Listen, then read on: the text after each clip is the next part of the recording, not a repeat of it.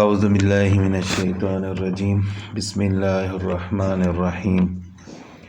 وَيَسْأَلُونَكَ عَنِ الْجِبَالِ، اور وہ آپ سے پوچھتے ہیں پہاڑوں کے بارے میں وہ آپ سے سوال کرتے ہیں۔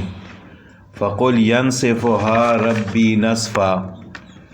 تو کہہ دیجئے کہ انہیں میرا رب ریزہ ریزہ کر کے اڑا دے گا۔ فَيَذَرُهَا قَاعًا صَفْصَفًا، اور زمین کو بالکل ہموار صاف میدان کر کے چھوڑے گا۔ لا ترى فيها عوجا ولا امتا، جس میں نہ تو کہیں موڑ توڑ دیکھے گا نہ اونچ نیچ، یعنی بالکل ہموار زمین ہوگی۔ یومئذ یتبعون الداعی لا عوج له، جس دن پکارنے والے کے پیچھے چلیں گے جس میں کوئی کجی نہ ہوگی۔ وخشعت الاصوات للرحمن فلا تسمع الا ہمسا، اللہ رحمان کے سامنے تمام آوازیں پست ہو جائیں گی سوائے کھسر پھسر کے، تجھے کچھ بھی سنائی نہ دے گا۔ یعنی تھوڑی بہت ایسی آواز ہوگی کہ جس کی سمجھ نہیں آئے گی، جس کو ہم کھسر پھسر کہتے ہیں، اس کے علاوہ کوئی آواز بلند نہیں ہوگی، سب آوازیں پست ہو جائیں گی۔ وَيَسْأَلُونَكَ عَنِ الْجِبَالِ، لوگوں نے قیامت کے دن پہاڑوں کے بارے میں رسول اللہ صلی اللہ علیہ وسلم سے پوچھا کہ یہ پہاڑ قیامت کے دن باقی رہیں گے یا نہیں۔ تو ان کا سوال نہ کر کے جواب دیا جاتا ہے کہ یہ ہٹ جائیں گے اور مٹ جائیں گے، چلتے پھرتے نظر آئیں گے اور آخر ریزہ ریزہ ہو جائیں گے۔ یعنی پہاڑ اپنی جگہ سے ہٹیں گے اور ریزہ ریزہ ہو جائیں گے، زمین بالکل چٹیل ہموار میدان بن جائے گی۔ قاعًا صفصفا، قاع کے معنی ہموار صاف میدان، صفصفاً اسی کی تاکید ہے، اور صفصف کے معنی بغیر رویدگی کے زمین کے بھی ہیں، یعنی زمین کے اندر کوئی مکان، کوئی درخت، کوئی گھاس، کوئی چیز بھی نہیں ہوگی۔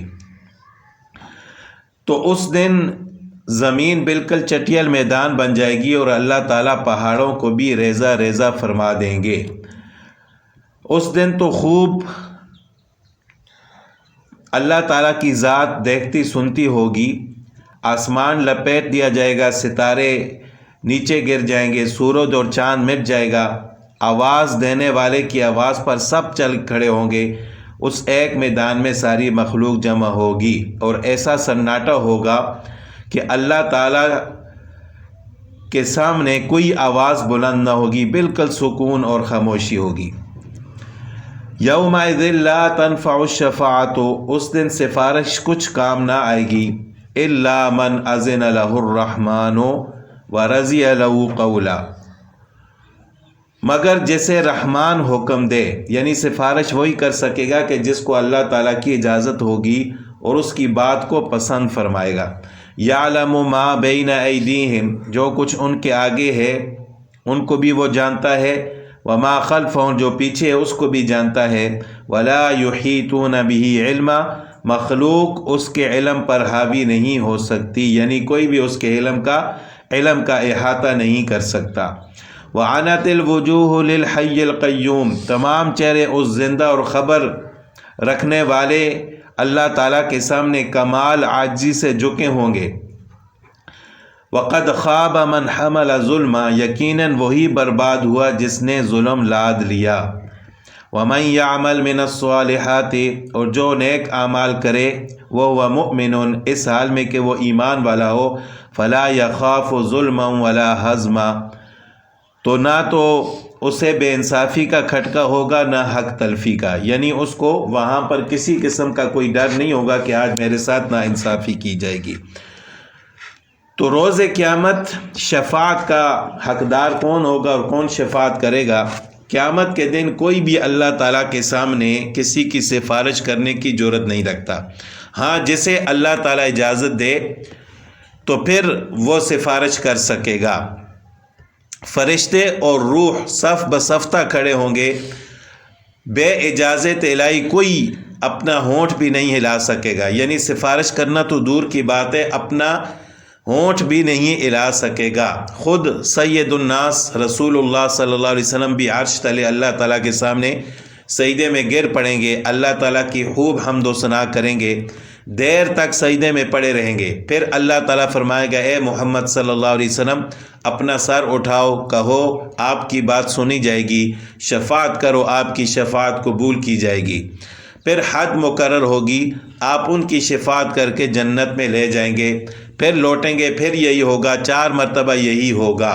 حکم ہوگا کہ جہنم سے ان لوگوں کو بھی نکال لاؤ جن کے دل میں ایک ذرہ بھی ایمان ہو، پس بہت سے لوگوں کو نکال لائیں گے، پھر فرمائے گا جس کے دل میں آدھا مسکال ایمان ہو اسے بھی نکال لاؤ، جس کے دل میں بقدر ایک ذرے کی ایمان ہو اسے بھی نکال لاؤ، جس کے دل میں اس سے بھی کم ہو اس کو بھی لے آؤ، ذرا برابر بھی، ذرے سے بھی کم بھی اگر کسی کے دل میں ایمان ہے تو اسے بھی جہنم سے نکال کر لے آؤ۔ تو اس طرح رسول اللہ صلی اللہ علیہ وسلم قیامت کے دن اپنی امت کی شفاعت فرمائیں گے۔ اور حدیث میں آتا ہے کہ آپ صلی اللہ علیہ وسلم سے پوچھا گیا کہ قیامت کے دن آپ اپنی امت کو کیسے پہچانیں گے، یعنی اتنے زیادہ لوگ ہوں گے میدان محشر میں، ان لوگوں میں سے آپ اپنی امت کو کیسے پہچانیں گے؟ تو آپ صلی اللہ علیہ وسلم نے فرمایا کہ ایک میدان میں سارے سیاہ گھوڑے ہوں اور ایک گھوڑا ایسا ہو کہ جس کے پاؤں اور اس کی پیشانی سفید ہو، تو اس گھوڑے کا مالک کتنی آسانی سے اپنے گھوڑے کو پہچان لے گا۔ تو اسی طرح میں بھی اپنی امت کو قیامت کے دن پہچانوں گا کہ میری امت کے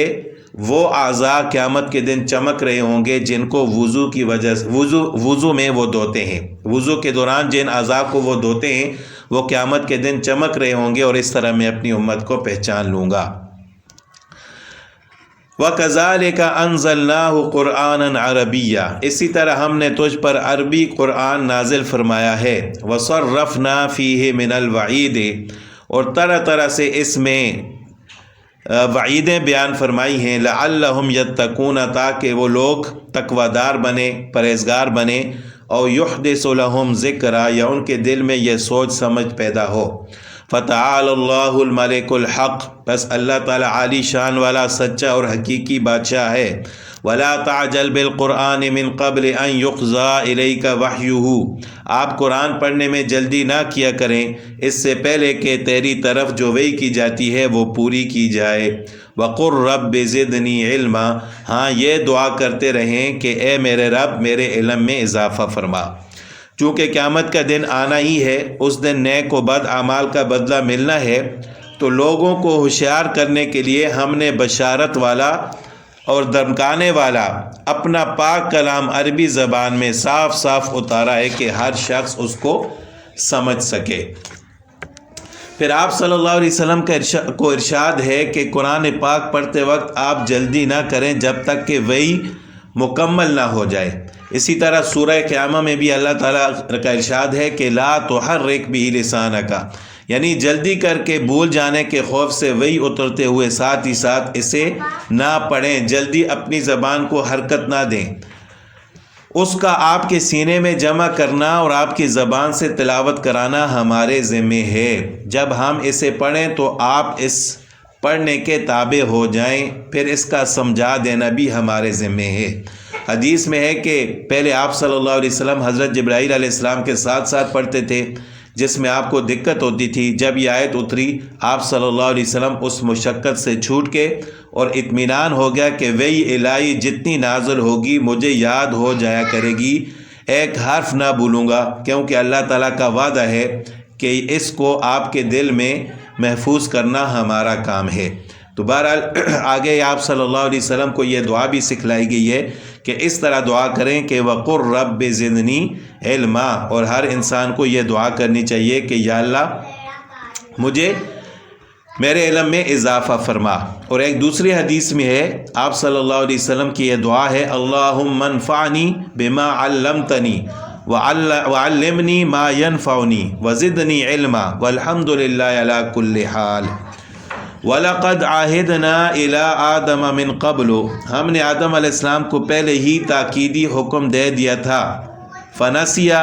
لیکن وہ بھول گیا، وَلَمْ نَجِدْ لَهُ عَزْمًا، ہم نے اس کا کوئی قصد نہیں پایا۔ اس کے بعد حضرت آدم علیہ السلام کی پیدائش اور وہی شیطان کے سجدہ کرنے کا واقعہ ہے، پھر اگلے رکوع میں انشاءاللہ۔